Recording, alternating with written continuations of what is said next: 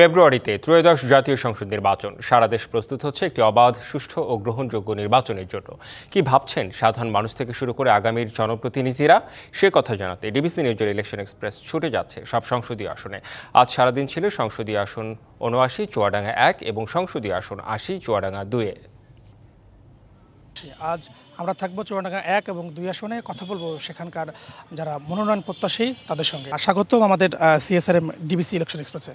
আমাদের যুব সমাজের কর্মক্ষমতাকে নষ্ট করার জন্য পরিকল্পিতভাবে কিছু অসাধু ব্যবসায়ী এবং তাদের যারা প্রশ্রয় দানকারী নেতৃবৃন্দ, তারা এই মাদককে ছড়িয়ে দিয়েছেন আমাদের যুব সমাজের মধ্যে। তাদেরকে কাউন্সিলিংয়ের মাধ্যমে এবং তাদেরকে সুন্দর একটি কর্ম ব্যবস্থা তাদের হাতে তুলে দিয়ে, একটা লেখাপড়ার সুন্দর পরিবেশ তৈরি করে দিয়ে আমরা সেই মাদক থেকে আমাদের যুব সমাজকে রক্ষা করতে চাই। চুয়াডাঙ্গা একটি বিএনপি অধ্যুষিত এলাকায় যতবারই নির্বাচন সুষ্ঠু এবং অবাধ হয়েছে, ততবারই আমাদের বিএনপির প্রার্থী, ধানের শীষের প্রার্থী বিপুল ভোটে জয়যুক্ত হয়েছে। ইনশাল্লাহ এবারও আমরা আশা করছি আমাদের কাঙ্ক্ষিত প্রার্থী জনাব শরীফুজ্জামান শরীফ ধানের শীষের প্রতীক পেলে আমরা তার সাথে চুয়াডাঙ্গাবাসীকে সঙ্গে নিয়ে, ছাত্র জনতা, তরুণ, কৃষক, বৃদ্ধ সবাইকে সাথে নিয়ে আমরা এই নির্বাচনের কার্যক্রম শুরু করব। সাধারণ ভোটারদের যে উদ্দীপনা উৎসাহ দেখেছি, তারা দীর্ঘ ৫৪ বছরের ইতিহাস ঐতিহ্যকে একটু পরিবর্তন করে নতুনভাবে বাংলাদেশকে, নতুন নেতৃত্বের মাধ্যমে বাংলাদেশকে এগিয়ে নিয়ে যেতে চাচ্ছে।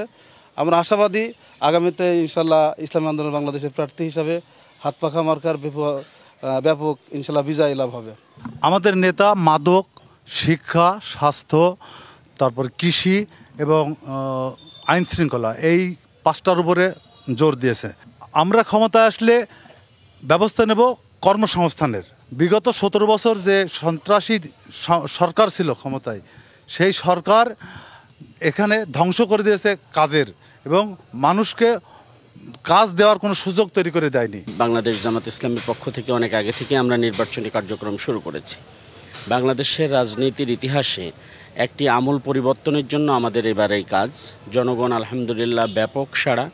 জনগণের সাড়ার পিছনে যে মূল কারণ, সেই কারণগুলো হচ্ছে জনগণের প্রত্যাশা পূরণ করার জন্য আমরা সক্ষম হব।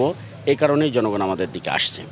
আমরা বিভিন্ন সময় ধারাবাহিকভাবে আমরা নির্বাচনে প্রচারণা যাচ্ছি এবং জনগণের মধ্যে ব্যাপক উৎসাহ উদ্দীপনা আমরা দেখতে পাচ্ছি।